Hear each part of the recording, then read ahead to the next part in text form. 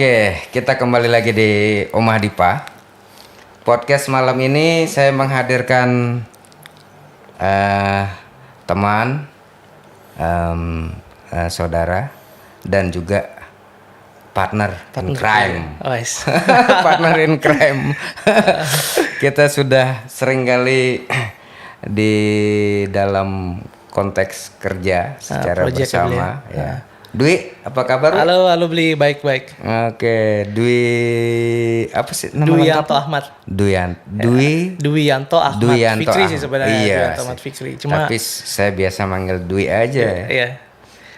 Yang paling yang enak lah Bli dipanggilnya kan. Dwi ya gitu doang. Iya. Nah, nama kalau orang bilang nama pasaran. Iya. Karena anak kedua lah pasti artinya. Iya, betul ya, Dwi ya. Iya. Kalau yang pertama? Pertama apa biasanya? Pokoknya kalau ketiga tuh paling Tri namanya. Tri, ya betul. Kalau anak pertama apa ya? Adam gitu iya kali ya. Iya itulah kita nggak ngebahas penamaan soalnya malam ini. Nah jadi Dwi ini adalah punya satu company bilang gitu di sini yang memang bergerak di bidang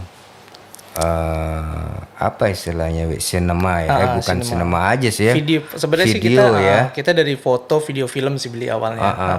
Banyak produksi di situ. Company-nya orang mungkin sebagian udah banyak yang tahu sih, Simponi. Simponi. Nah kalau ngomongin Simponi, udah sejak kapan sebenarnya Simponi ada di? Kalau Simponi sih beli dia itu sebenarnya awal dia tuh tadinya cuma kayak kita kan tadinya cuma suka foto kan, hunting bareng gitu. Dia saya cuma bertiga tuh, ada namanya Caca, Rizal, sama saya gitu. Terus dari situ kita sering hunting bareng. Ya udah akhirnya kita buat. Dulu kan sebenarnya masih rame tuh orang-orang buat grup-grup foto hunting gitu kan. Akhirnya karena kita bertiga tuh sering hunting bareng, ya udah akhirnya kita iseng-iseng buat nama lah, namanya Simponi gitu. Namanya sebenarnya waktu itu simple banget sih. Terus akhirnya ya karena waktu itu kita intens dan lumayan serius di fotografi kan, akhirnya kita berani untuk jadiin itu sebuah bisnis gitu. Itu sih beli. Jadi di tahun 2012 awalnya. Oh, start untuk terjun di bisnisnya ya. Kalau di bisnisnya sebenarnya di 2015 beli. Jadi 2011 tuh kita belum ada studio, masih kayak cuma foto di outdoor, terus fotoin anak-anak sekolah, anak-anak SMA untuk foto-foto grup kayak gitu. Tadi outdoor semua. Tapi ketika karena waktu itu mungkin market fotografi itu orang masih melihatnya sebagai sebuah hal yang glamor ya. Atau misalnya sebuah hal yang formal. Gitu. Jadi kita harus harus berposenya itu lebih gayanya lebih formal. Dan biasanya kan dulu masih rate-nya tuh mungkin agak sedikit mahal kan. Akhirnya waktu itu saya sama teman-teman tuh coba buat untuk anak-anak SMA, anak-anak kuliah yang masih narsis gitu. Akhirnya kita lumayan rame tuh dapat dari SMA beberapa SMA di Mataram. Ya udah akhirnya dari situ kita beraniin untuk buka studio gitu. Karena gitu. Emang ternyata market yang di usia segitu demannya di studio waktu itu. Iya, karena kan mereka kan asik, terus mereka tuh lebih suka fotonya bareng-bareng sama temannya, seru-seruan, lebih ke seru-seruan gitu beli. Ya. Gitu dia. Beda-beda zaman bukan beda zaman, beda tren ya. Di tahun segitu mereka demen di studio. Nah, kalau sekarang kan anak-anak nih justru lebih mereka having fun-nya malah di luar di outdoor ya. Kalau sekarang ada perbedaan itu sih, karena kan sekarang juga kita untuk foto tuh kan lebih gampang tuh, bisa pakai HP sekarang kan gambarnya sudah bisa udah bagus-bagus udah bisa lebih bagus dari DSLR, mirrorless gitu kadang. Gitu sih beli. Nah, kalau ngelihat ini fenomena bahwa akhirnya sekarang yang lagi tren kan sosial media yang memang peruntukannya mereka hanya mengupload setiap saat apapun aktivitas mereka. Nah akhirnya kebutuhan akan jasa baik foto ataupun video ini kayaknya agak berkurang.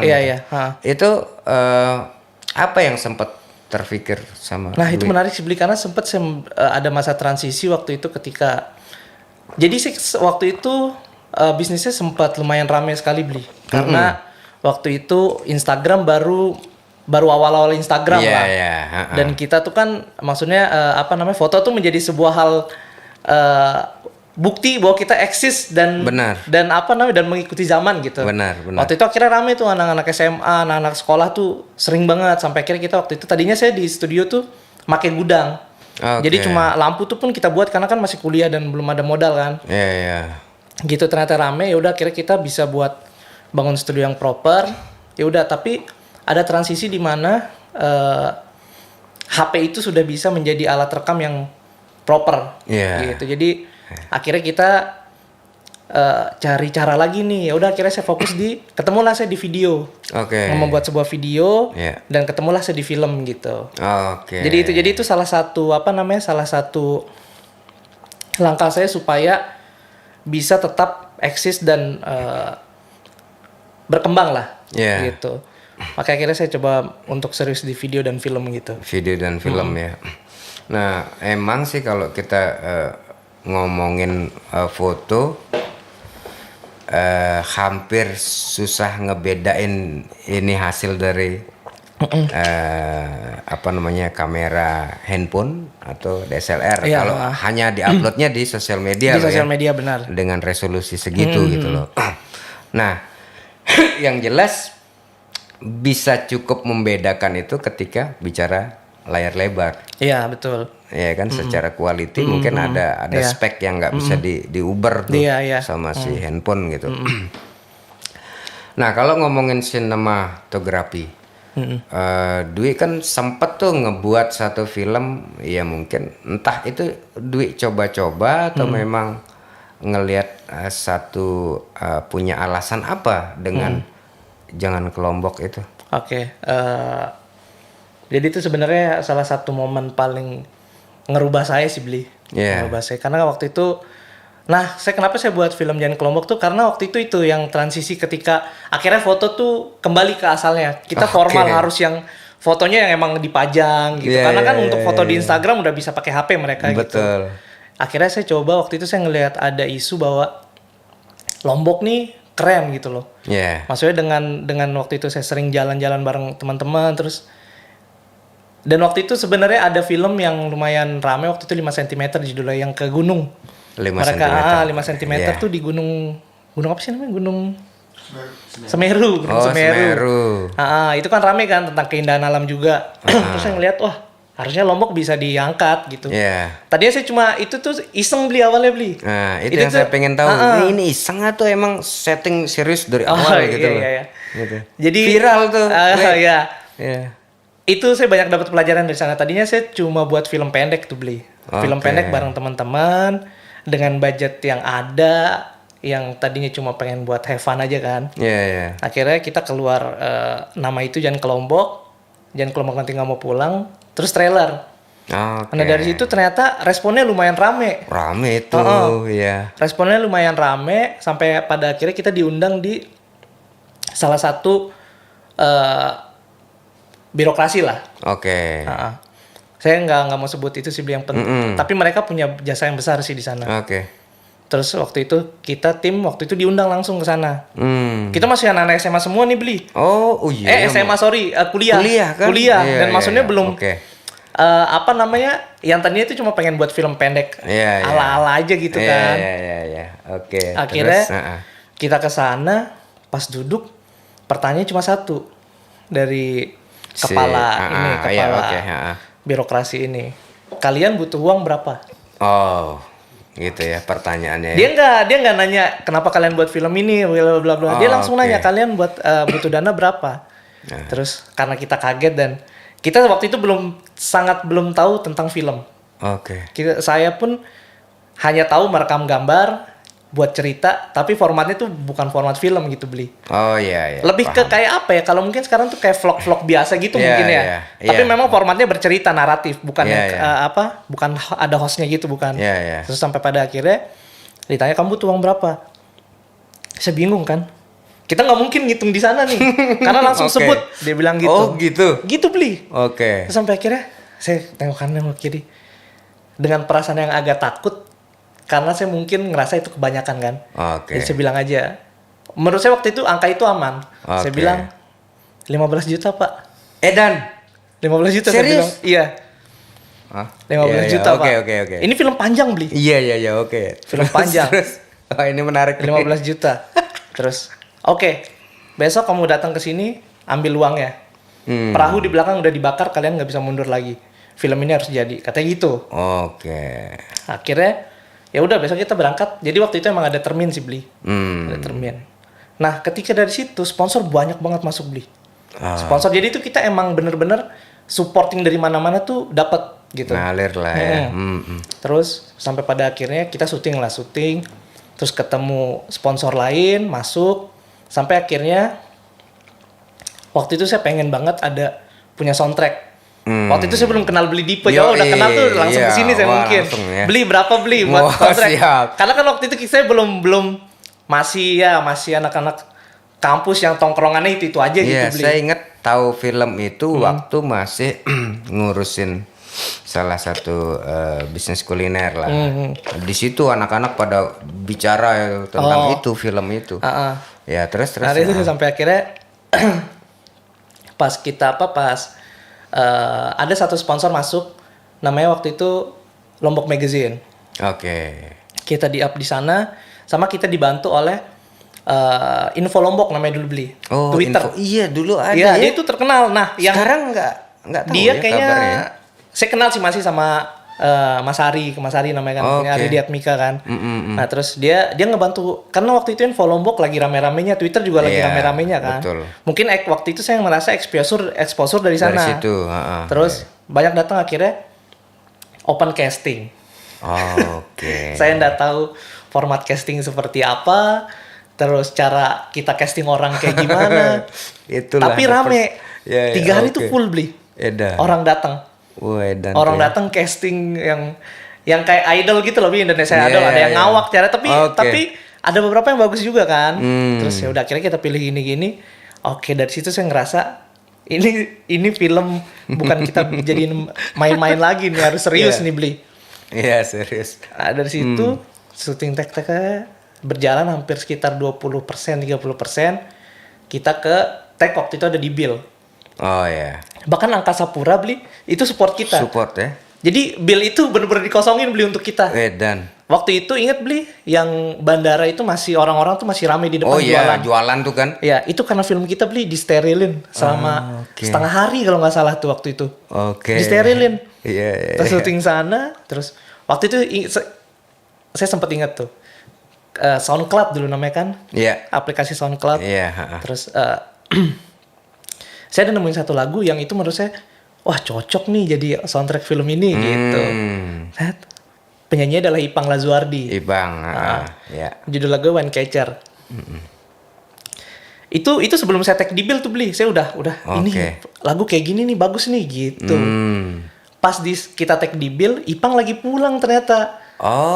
Lagi di sana. Lagi di Bill. Lagi di Bill. Oke. Manajernya nanya, ini kalian pada syuting apa? Kita syuting gini. Saya masuk lah. Bang Bonde namanya, dia manajer Ipang. Bang, ada nih lagunya Ipang nih cocok banget gini. Oh, lagu yang mana? Ada Wine Catcher di SoundCloud. Saya bilang gitu kan. Terus dia bilang, oh, lo kalau mau pakai lagu, pakai aja itu lagu gitu. Soalnya itu belum dipublish, dia bilang gitu. Mau kalian ganti namanya juga nggak apa-apa, katanya gitu beli. Wah, di situ tuh saya ngerasa, wah ini film makin apa namanya? Makin kebuka lah ya jalannya. Kebuka ya. jalannya. Tapi di situ saya belajar beli bahwa kita belum siap sebenarnya. Teman-teman belum siap. Justru problem terbesar adalah ketika kita menerima exposure sebesar itu, kita menerima support sebesar itu, akhirnya kita menanggung beban yang banyak kan. Iya. Kita sempat diundang di Sarasehan di Net TV. Oh ya? Iya. Masih ada videonya. Oke. Tapi waktu itu beli kita terjebak masalah yang menurut saya aneh lah. Kita dibenturkan sama kepentingan politik.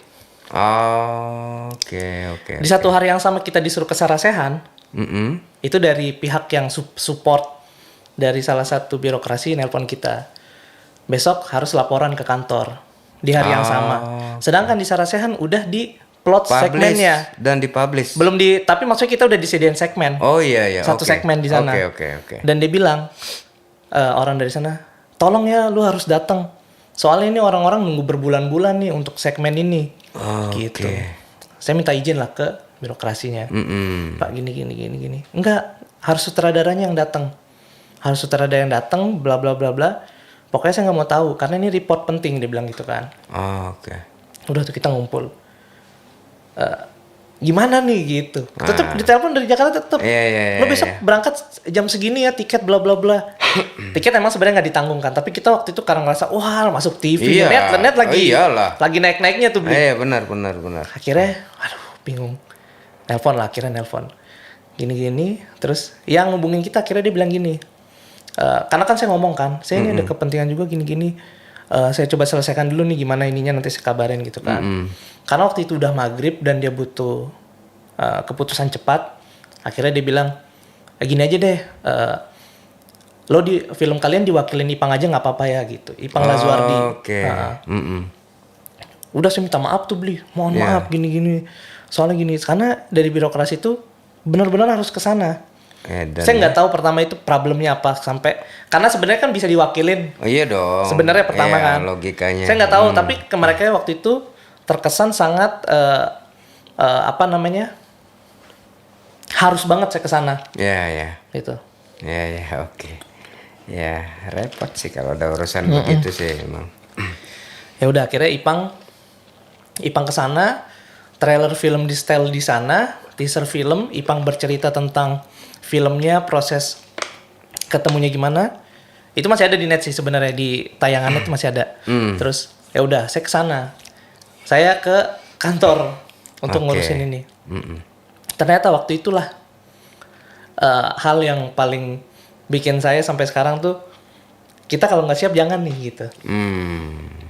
Waktu itu ternyata kita dibenturkan sama masalah politik yang besar. Jadi film kita itu di label buatannya birokrasi tersebut. Iya. Dibuat film birokrasi tersebut dan waktu itu kebetulan lagi ada problem di masalah pemimpinannya. Oke. Dan ternyata film kita digoreng isunya. Terus waktu itu waktu saya kesana kita diserang sama karena gini beli kan sebenarnya ini saya bercerita aja beli ya tanpa saya nggak akan kasih tahu birokrasinya tapi ini mungkin salah satu proses yang membuat saya tuh berpikir di samping kita nekat kita juga harus siap sebenarnya. Dengan ini menjadi sebuah pelajaran mungkin juga buat teman-teman. Karena ketika kita udah ngemban satu ekspektasi masyarakat itu tuh bebannya berat banget. Apalagi kita buat nama jangan ke Lombok nanti nggak mau pulang. Itu bahkan waktu itu saya salah satu mahasiswa di kampus mana tagline film kita mau dijadikan bahan skripsi sebagai branding destinasi NTB Lombok lah gitu. Dengan tagline itu karena kan baju kita waktu itu rame apa segala macam. Ternyata waktu itu kita dibenturkan sama kepentingan politik. Terus ada satu isu yang lumayan rame di Facebook dan di koran waktu itu menyebut nama saya. Menyebut nama saya bahwa di tulisan tersebut bilang bahwa saya bilang ke orang-orang si pihak dari birokrasi ini nggak ngasih uang. Padahal saya sudah terima uangnya. Tapi memang ada 3 termin. Salahnya saya waktu itu saya pernah nongkrong beli. Saya pernah nongkrong ditanya prosesnya. Karena waktu itu saya menurut dia orang yang penting di film saya. Tapi saya nggak tahu background politiknya kayak gimana. Ditanya gimana prosesnya gini bla bla, saya kebilang dong. Saya disupport nih uang sama salah satu pihak ini. Tapi dia 3 termin saya baru terima pertama kali. 2-nya belum gitu. Yang tersebar di koran mereka nggak ngasih apa-apa. Saya disidang tuh beli sampai dibilang begitu gitu lah. Ayo kita berantem di luar. Bahasanya kayak gitu beli. Sampai kita disuruh buat pernyataan 50 kali. Gitu. Saya mau ngomong, selalu nggak ada kesempatan saya ngomong. Ya udah akhirnya kita nunggu kita dapat kesempatan ngomong baru saya bilang. Saya nggak tahu tapi saya bilang waktu itu gini. Enggak, bohong kamu, kita udah kasih semua uangnya, dia bilang gitu. Okay. Ini bukan dari pimpinannya, lebih dari bawah-bawahannya. Jadi kita taruh satu ruang, meja besar, itu ada 5 orang apa namanya? Petinggi staff-staffnya. Terus akhirnya saya bisa ngomong sana. Enggak, saya bilangnya seperti ini, gini. Akhirnya apa namanya? Waktu itu kalau nggak salah diundang salah satu orang yang buat si status Facebook itu. Akhirnya terkonfirmasi di sana. Akhirnya gini, mereka kekeh kalau mereka sudah ini ngelunasin semuanya. Saya bilang enggak, belum Mbak. Ini kita baru terima segini-gini. Enggak, bohong kamu, enggak tahu terima kasih apa segala macam. Panggil bendahara, dia bilang gitu kan. Kita buktikan di sini, dia bilang gitu. Karena kita anak kuliah beli yang kita nggak tahu masalah politik sama sekali apa. Datang dia bawa buku catatan. Ini Pak, baru termin 1 yang sudah dibayarkan. Dia bilang gitu kan. Baru saya lagi tenang. Alhamdulillah ternyata masih ada gitu. Terus mereka bilangnya gini, sebentar ya, saya sholat dulu biar saya tenang. Mereka bahasa gitu. Ya udah kita gini-gini. Udah kita keluar dari sana. Disitulah intrik-intrik politik tuh masih ini di kita, sampai koran apa, sampai beberapa sponsor ada yang keberatan karena membawa nama, karena film ini katanya dibuatnya sama mereka. Sampai kita cari, ada teman saya yang sampai nyari tahu redaksinya ini kok bisa ini gini, padahal statement yang kita keluarkan beda kayak gitulah. Udah akhirnya gitu. Intinya pada waktu itu film akhirnya memang berhasil kita selesaikan, bisa berhasil ditonton. Itu selama 3 hari itu memang full. Tapi ya memang secara, kalau saya nonton sekarang mungkin kualitasnya karena kita masih belajar lah waktu itu beli. Tapi di situ saya jadi tahu bahwa proses pembuatan film itu seru. Selain seru juga kita berkolaborasi dengan banyak orang. Terus kita dapetin problem-problem yang kita banyak belajar dari sana gitu. Akhirnya di situ lah kenapa saya akhirnya suka sama film gitu, karena kerumitan itu tapi menghasilkan sesuatu yang bagus lah gitu, sesuatu yang enak untuk bisa kita nikmati gitu. Proses dari semua itu sih. Gitu. Kalau ngelihat bahwa respon dari audiens lah bilang gitu, atau penonton lah ya, viewer dari si film itu kan, itu edan sih memang. Maksudnya itu sangat bagus respon dari penonton gitu, dan berimpact gitu loh. Itu impactnya kemana-mana tuh. Si film Jangan ke Lombok, bentar nggak mau pulang gitu kan, nanti nggak mau pulang.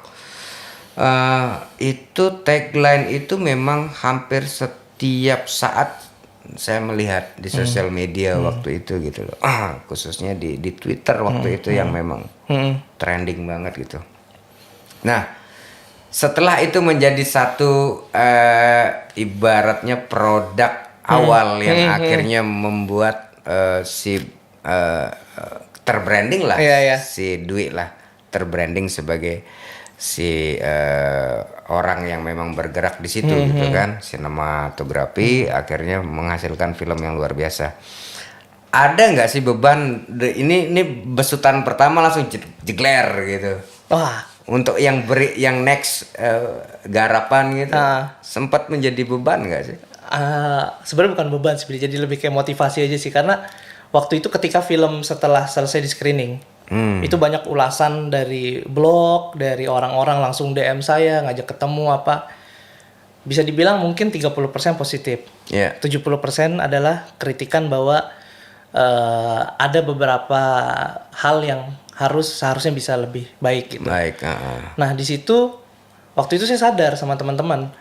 Kita pertama adalah Daniel, ini film kita buat susah-susah, dikritik gini-gini. Kita tadinya pertamanya seperti itu kan, kita udah ngelepas lelah, selesai film nih dah, tonton dah, udah kita bener-bener berkeringat apa. Pernah ada satu momen gini Bli, jadi film panjang itu prosesnya sangat rumit ketika di post, di editing. Dan waktu itu komputer saya komputer kentang lah masih, untuk ngerender video 5 menit, 6 menit. Ini kita film sekitar 1 jam 90 menit, 90 menitan lah. Edan sih. Dan waktu itu ingat beli PLN tuh masih sering mati lampu. Saya udah ngedit sekitar 60%. Pas ngedit mati lampu. Mati lampu yang cuma beberapa menit, terus nyala lagi. Pas saya buka ngeblank dia, hilang. Itu tahu beli, saya bawa CPU itu. Saya pengen buang di kantor kantor PLN saking segitunya beli. Saking saya udah tekanan orang. Ini kapan film kapan tayang gitu. Tapi akhirnya dari situ saya jadi motivasi. Kelar dari film itu, saya berdiam. Saya nggak mau keluar rumah, nggak mau megang komputer, nggak mau ketemu orang-orang dulu. Mau fokus di rumah nonton film.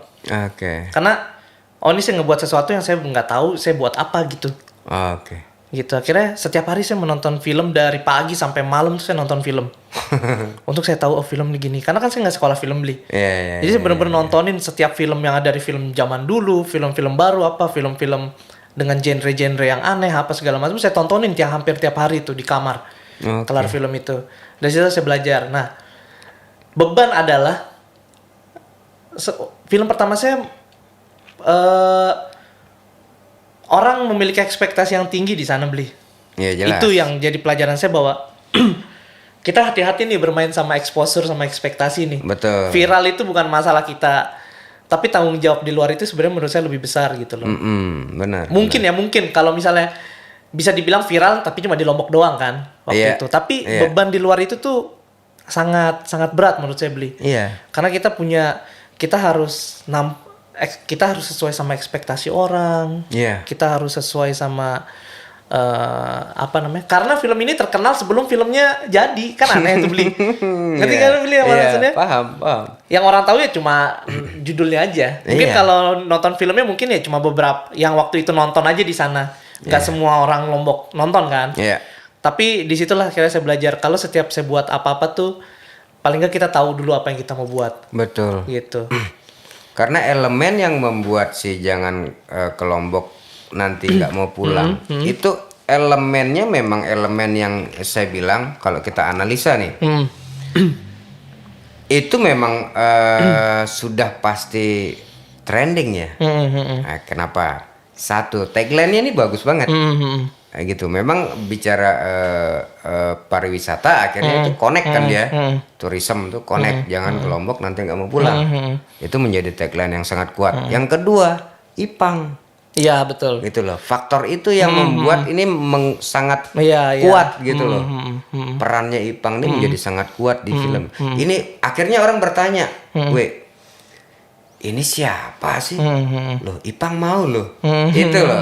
Kalau analisa saya sampai ke situ bahwa ini sangat kuat nih film nih gitu loh. Akhirnya menjadi trending. Nah, memang sih bener mungkin kalau saya mengalami juga kasus yang sama itu akan juga menjadi sedikit beban gitu. Iya, betul. Untuk betul. yang next step gitu. Iya. Nah, yang setelah jangan ke Lombok apa garapannya Dwi? Akhirnya setelah Jangan ke Lombok tuh waktu saya ngebuat film Jangan ke Lombok kan referensi film saya sedikit tuh beli. Akhirnya ya saya buatnya seperti itu. Terus tapi gini, tadi saya ngomongin kita semua tim tuh sudah bekerja sangat baik ya biar kita semua, dan yang saya lihat sangat besar di impact dari Jangan ke Lombok tuh adalah itu saya anggap sebagai perjalanan, bukan selain karya itu adalah sebuah proses gitu. Begitupun di teman-teman yang lain gitu. Terus setelah itu saya ngebuat film tuh ngebuat film yang pendek-pendek lah dulu gitu. Ngebuat film yang pendek-pendek terus sampai akhirnya sebenarnya saya selalu ngedapat, karena jujur setelah Jangan ke Lombok film saya tuh tidak ada mengangkat tentang Lombok-Lomboknya gitu. Ngerti belum maksudnya? Iya, paham. Gitu. Nah, kenapa begitu? Sebenarnya saya banyak dapat pertanyaan dari teman-teman yang lain. Buat dong film tentang Lombok, buat lagi dong film tentang Lombok, tentang budaya apa segala macam ya. Justru dari film Jangan ke Lombok itu, saya tahu beban yang saya bawa adalah Lombok. Secara entah itu secara pariwisata, secara kultur apa segala macam. Tapi ketika saya setelah selesai Jangan ke Lombok tuh, saya masih merasa proses saya belajar nih dulu nih. Saya waktu itu ingat banget kata-kata beliau ketika kita berkesenian tuh kita memiliki 3 step lah. 3 step atau 4 ya waktu itu ya beliau. Gitu. Nah, saya ini masih proses belajar gimana saya bisa bercerita dengan baik dulu. Gimana saya teknis bisa saya kuasai dulu, baru saya akan membicarakan apa yang saya mau bicarakan. Ketika saya mau ngebuat film tentang Lombok, saya harus tahu dulu nih ngebuat gambar tentang Lombok yang bagus seperti apa, kultur Lombok seperti apa. Betul. Memang prosesnya panjang, tapi nanti ketika saya sampai di step itu, sampai di saya udah ngerasa, oke, kita nih sekarang sudah mampu untuk ngebuat something yang lebih baik lagi dari jangan ke Lombok nanti ngapa pulang. Itu, nah prosesnya adalah yang nanti kita akan kerjakan bareng. Oke, siap. Itu saya udah coba untuk teknis kita harus sudah matang bla bla bla, karena mungkin prosesnya sekarang agak lebih panjang dan saya nggak mau terburu-buru. Saya pengen ini tuh jadi salah satu karya yang bisa menjadi ini loh karya dari sini gitu. Iya. Gitu. Ya, karena kalau bicara karya, setiap pelaku seni lah katakan, setiap seniman bilang begitu. Secara tidak sengaja ataupun mungkin ada di alam bawah sadarnya selalu berpikir untuk ingin menghasilkan sebuah karya yang akhirnya menjadi sebuah masterpiece nantinya. Itu entah baik itu tersetting ataupun tidak, alam bawah sadar tuh menuntut untuk begitu biasanya. Gitu, ada sesuatu yang menjadi target personal gitu. Kapan nih aku bisa buat hasilkan satu masterpiece gitu loh. Nah itu ya memang butuh prepare yang oke sih gitu, nggak sembarang lagi di settingnya. Nah kalau bicara tentang satu produksi, misalnya entah itu mungkin buat apa ya, wawasan ataupun gambaran untuk teman-teman yang akan belajar ataupun anak-anak muda nih yang pengen terjun di dunia sinematografi.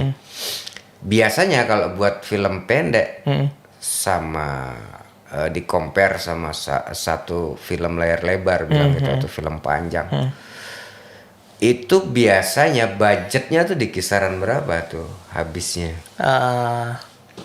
Kalau film pendek sebenarnya tergantung lagi beli ya. Biasanya konsep itu, ya, balik ke konsepnya. Balik ke konsep kan kita misalnya setnya di lokasinya di mana, kalau di ruangan apa. Itu biasanya kalau film pendek tuh bisa mungkin minimal kalau kita produksian di sini mungkin ya, saya bicara di Lombok. Karena kan kalau di luar udah beda. Apa namanya, teknis dan segala macam. Mungkin di Lombok nih kita mungkin di 6 sampai 15 sih kita masih bisa buat film yang lumayan proper di sini. Safe gitu. lah segitu ya. Safe lah gitu. Untuk kita bisa, itu untuk film pendek ya beli ya. Film pendek yang ceritanya nggak terlalu. Kemarin tuh sempat saya buat kan, yang terakhir tuh saya buat Sasaran Jitu kan. Itu saya nonton tuh. Itu film action, mungkin yang pertama saya coba explore gimana buat film. Itu ya di range gitu, dan itu ibaratnya secara teknis tuh butuh banyak orang, terus teknisnya mungkin lebih agak rumit dibanding film-film short movie yang mengangkat tema yang sederhana gitu. Itu kemarin karena action dan ngelibatin banyak orang sih, jadi teknisnya lebih agak rumit lah. Tapi saya mau challenge tuh, kalau waktu itu saya ngerasa buat film action ini susah gitu. Tapi saya harus challenge nih, kita harus bisa buat film action gitu. Akhirnya jadi gitu. Nah sekarang kalau buat film panjang mungkin ya, kalau di sini di 30, 50, 60 mungkin masih bisa kita masih ya. Minimal segitu ya. Karena itu kan, yang mepet banget sih, tapi 30 itu ya. Kebayang sih. Iya, yang mungkin setnya cuma nggak banyak tempat, tapi ceritanya emang panjang gitu mungkin.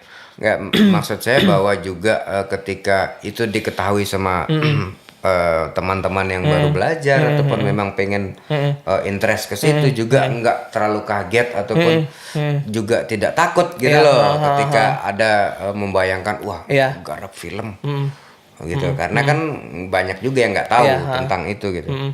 Karena menurut saya memproduksi sebuah film baik pendek atau panjang, yang paling utama sering ditanya itu biasanya gitu. Akhirnya mereka memberanikan diri atau tidak gitu kan, ada di situ gitu. Nah kalau ya ini kalau bicara tentang bahwa pergeseran need si penonton terhadap film. Kalau dulu kita seperti haus ataupun sangat menunggu-nunggu momen ketika ada satu film baru yang di apa namanya publish gitu ya di sinema. Apa maksudnya di Cineplex gitu. Iya, bioskop Ya. Itu waktu zaman saya kuliah ataupun setelah lulus itu sering nungguin ini bakalan asik nih gitu, nonton film yang ini gitu. Kita tungguin banget tuh. Nah, pergeseran apa namanya culture lah bilang gitu kan. Sekarang dengan yang dulu itu ada pengaruh besar nggak sih terhadap produksi? Oh iya. Pola memproduksinya gitu. Sebenarnya sangat berpengaruh sekarang beli. Sekarang ini sebenarnya ketika kita punya original story ya atau misalnya cerita yang baru, itu lebih agak susah diterima sama masyarakat sekarang.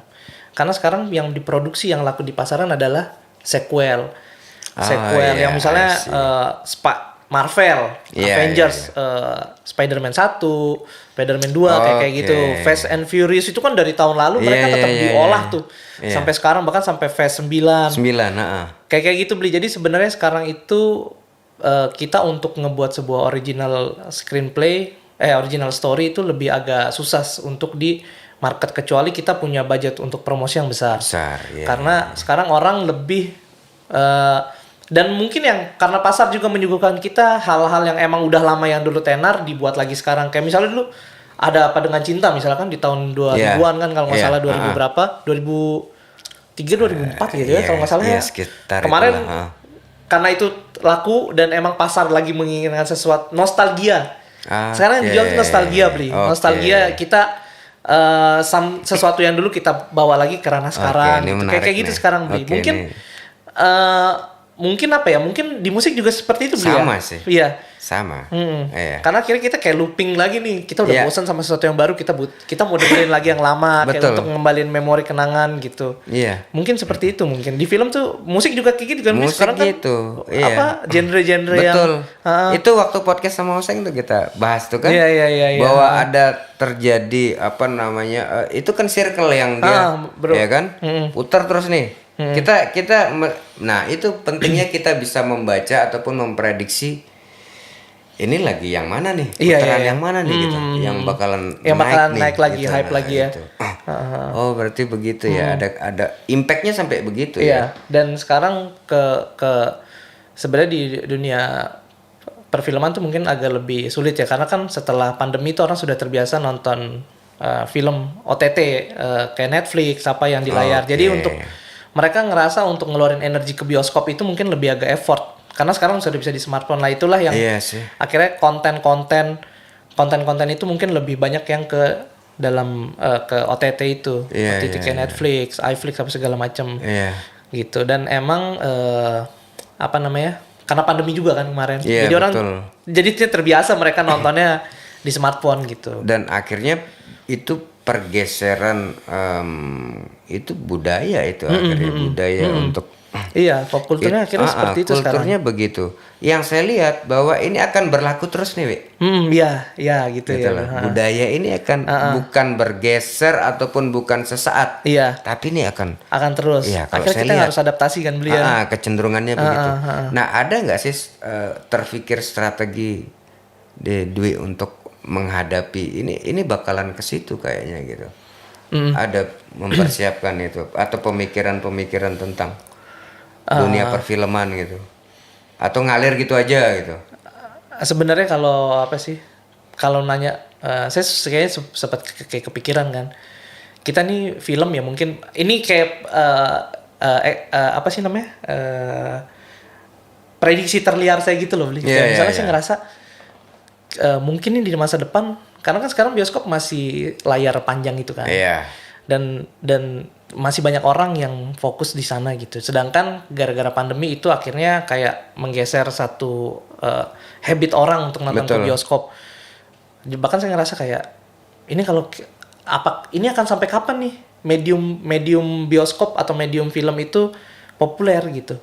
Sedangkan zaman makin berkembang kita bisa nonton ribuan film di HP sekarang. Kita bisa milih film apa yang kita mau. Betul. Kita bisa milih film ketika kita nonton di tengah film kita nggak suka, kita bisa keluar cari film lain. Kalau di bioskop kan nggak bisa kan, kita udah bayar terus tiba-tiba filmnya jelek ya, karena udah kita nonton aja sampai habis kayak gitu kan. Gitu. Ya bahkan saya ngerasa apakah ini akan bertahan gitu beli. Tapi waktu itu saya sempat baca di mana gitu kayak manusia itu butuh storytelling sih sebenarnya beli. Storytelling tuh nggak akan pernah mati. Entah itu storytelling kan bisa dari musik, bisa dari film, dari media apapun kan. Nah, saya ngerasa bahwa saya menganggap film ini adalah cara saya berstorytelling mungkin. Cara saya tetap bercerita karena mungkin sesuatu yang selalu dibutuhkan manusia itu kan cerita. Sejarah apa tuh kan berawal dari sebuah cerita, dari sebuah storytelling apa bahkan musik seperti itu kan gitu. Jadi disitulah saya ngerasa saya tetap akan di film gitu, walaupun entah nanti film ini akan diminati apa enggak, tapi setidaknya ini jadi medium saya untuk saya bercerita atau berstorytelling gitu sih Billy. Berarti itu memang rata-rata seniman ataupun pelaku seni atau apapun istilahnya di fase idealis di fase idealnya seorang pelaku seni itu begitu biasanya. Mereka nggak akan resah ataupun berpikir terlalu jauh tentang how about your market itu nggak terpikir sama sekali gitu. Karena ada satu konsep berpikir gini, yang saya itu juga sangat concern ataupun konsisten memegang itu konsep itu pemikiran itu. Biarkan karyamu yang akan mencari si audiensnya gitu. Benar. Karena menurut saya bahwa si karya ini memang memiliki satu frekuensi tertentu yang dia juga suatu saat akan bertemu dengan sama si penikmatnya gitu. Benar. Nah, karena kalau terus-terusan kita memikirkan aduh pasar gimana ya ya nggak bakalan jadi benar sih. Gitu. Akhirnya kita bakal overthinking, buat nggak gitu kan akhirnya gitu. Makanya nggak terjadi dia. Dan pasti akan selalu terbatas. Betul. Nggak bakalan liar kamu tuh dalam berkarya gitu. Ada batasan-batasan yang berpikir ini kalau di Lombok nih begini, ntar yang nonton di Bali tuh sukanya begini. Itu ada batasan-batasan yang nggak bebas jadinya karyanya. Dan kalau di film kan kita nggak sangat tidak bisa erat kaitannya sama musik kan beli. Jadi itu tempat saya paling suka di film tuh karena kita bisa berkolaborasi sama banyak orang. Sama teman-teman musik, sama teman-teman penulis. Semua elemen banyak aktor yang terlibat tuh di situ. Makanya itu sih tempat saya berprosesnya sebenarnya itu kayak ngerasa spiritual saya dan ketemu sama banyak orang di sana, tukar pikiran, tukar ide gitu sih. Proses kreatif yang dibangun itu yang seru sih menurut saya kalau di film itu beli. Dan di musik pun saya salah satu yang ngebuat saya suka film ya karena di situ ada elemen musik juga yang sangat penting gitu. Benar. Saya pribadi sih banyak menonton memang film gara-gara mendengar ada si musiknya yang memang sangat mencuri perhatian saya gitu. Kalau buat saya sih salah satu yang terbaik dalam konteks scoring John Williams kalau menurut saya. Dengan dia dipakai di filmnya Star Wars ya. Wah itu sih fenomenal scoringnya lah ya.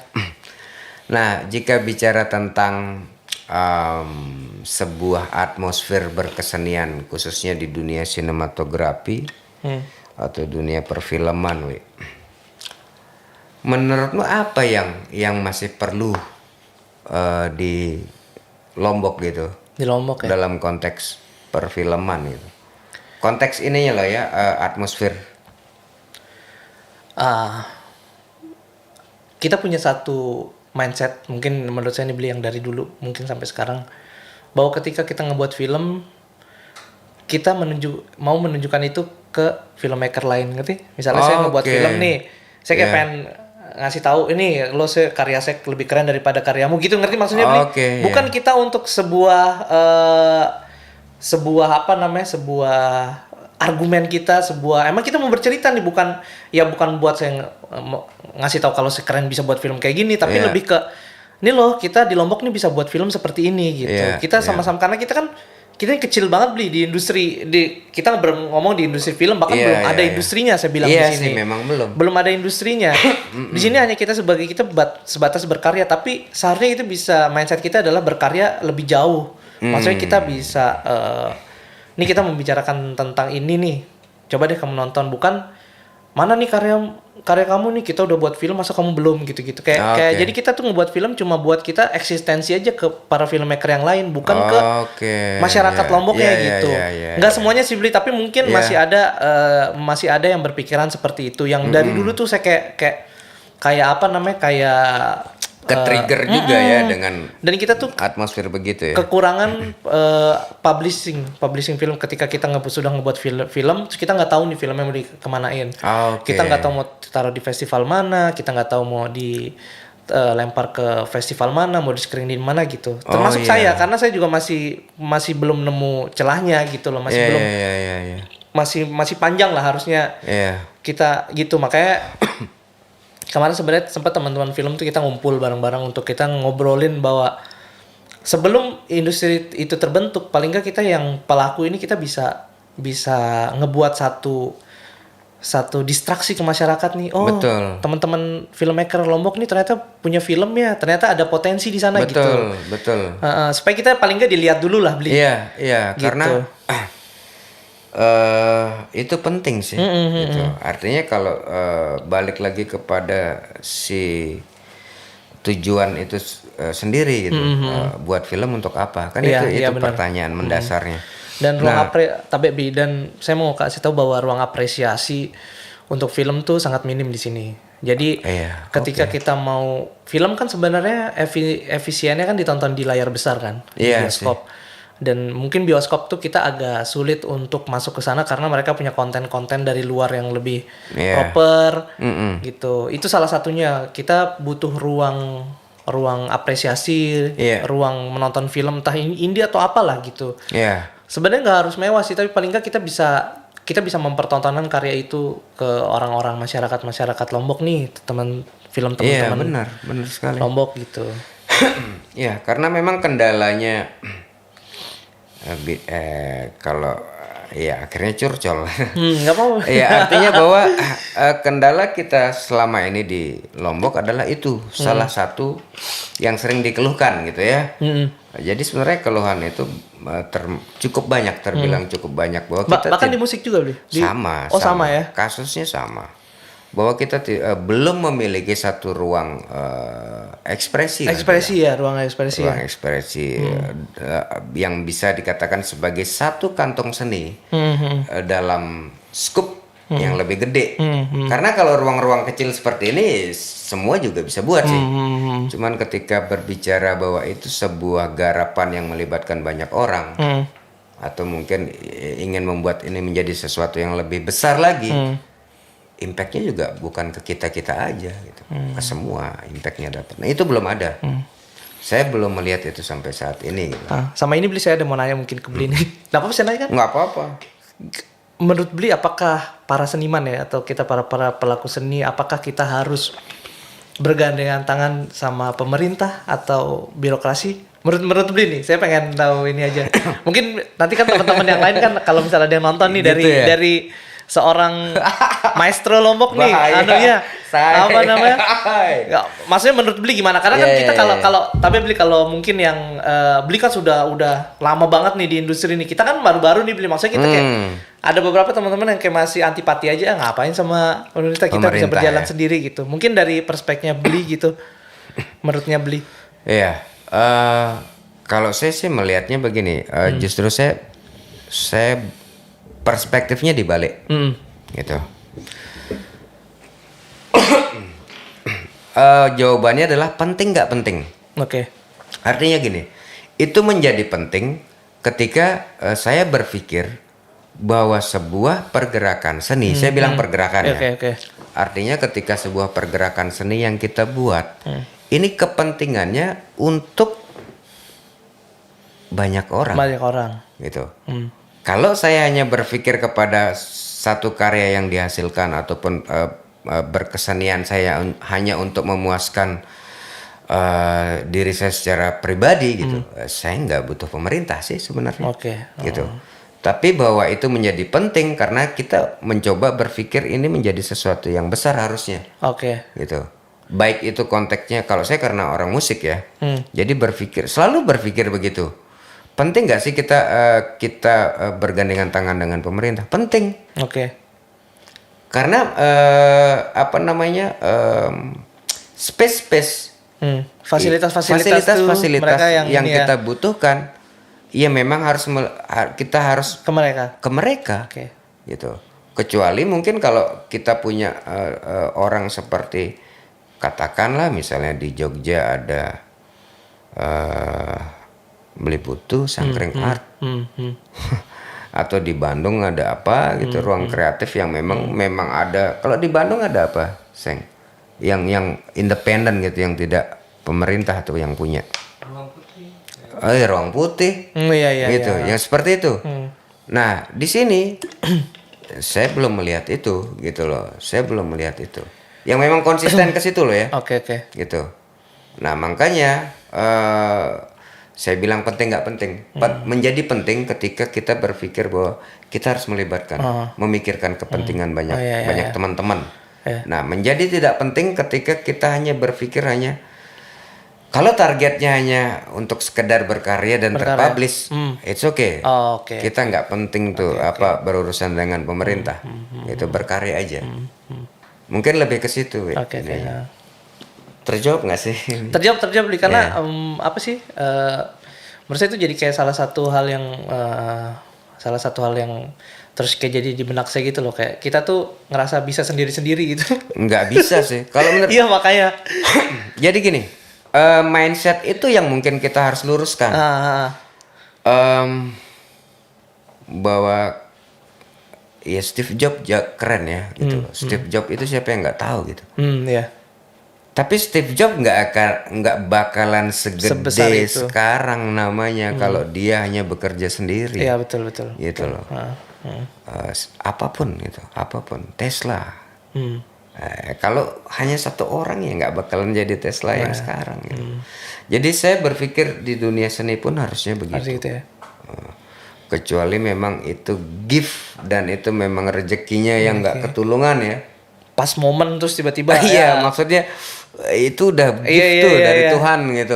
Ini waktunya tak kasih, ini juga udah gede gitu. Itu beda. Karena jika kita mengamati ataupun kita melihat perjalanan para seniman yang gede ya, yang sekarang kita taunya gede, tapi kalau kita telusuri perjalanan nggak ada yang langsung gede gitu. Nah, sementara itu bisa terjadi di kota-kota besar. Kalau menurut saya, pengamatan saya. Contoh, bicara industri seni, musik, perfilman, ataupun yang lain.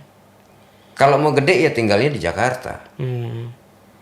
Wajib itu, gitu, atau di kota besar yang lain gitu. Tapi Jakarta lah, itu industrinya. Tapi kalau kita yang di daerah tidak berlaku itu. Iya benar. Gitu. Dia harus beriringan dan dia bersama gitu. Butuh effort yang gede dan power yang besar kalau pengen menjadi sebuah ledakan gitu, terjadi gitu. Nah, berapa menit dah Yan? Itunya? 53 menit. Oke. Ya, ada nggak yang lain yang Dwi pengen sampaikan? Apa ya?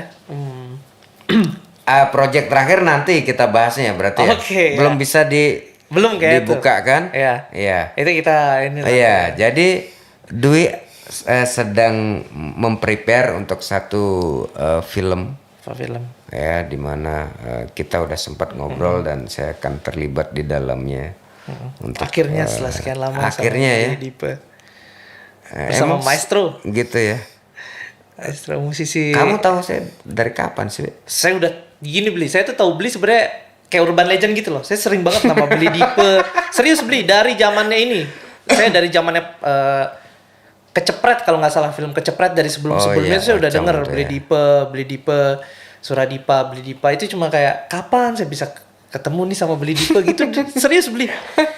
Itu kayak urban legend yang sering saya dengar tapi saya nggak pernah ngobrol ketemu sama orangnya, tapi sekarang langsung bahkan bisa berproject berproses bareng gitu. Kalau frekuensi yang segitu ketemunya frekuensi segitu. Bukan begitu Kang Mas? Jadi ada energi yang mempersatukan itu. Bahkan gini, Bli, dulu waktu itu pernah ada beberapa project diajakin gitu kayak pengen ke Bli Dipet tapi kayak saya ngerasa belum siap nih ketemu sama Bli gitu. Serius Bli? Serius kayak enak nih saya kayak belum buat aja nih kesana gitu. Ini saya baru tahu nih kalau ini. Iya serius Bli. Waktu itu saya pernah ngobrol sama Andi namanya. Waktu itu sempat saya pengen nih ke Bli Dipe gitu, tapi saya ngerasa belum siap. Terus sama siapa waktu itu lagi ya? Sama Ical, sama siapa lagi namanya lupa. Beberapa kali itu saya kayak pengen sekali gitu.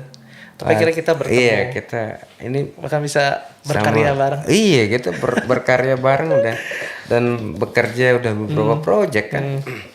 Nah, semoga lah yang next nih ya. Menjadi karena udah belajar kan tuh. Iya, udah berproses lah. Berproses dan bisa ngambil banyak sekali pelajaran. Yang mungkin sesi yang kali ini kita closing dulu, kita cukupkan sampai di sini.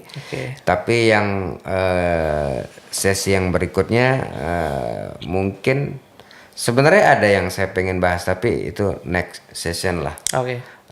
Bahasan yang berikutnya. Mungkin saya akan lebih mencoba mengulik Dwi bisa bicara tentang proses produksi.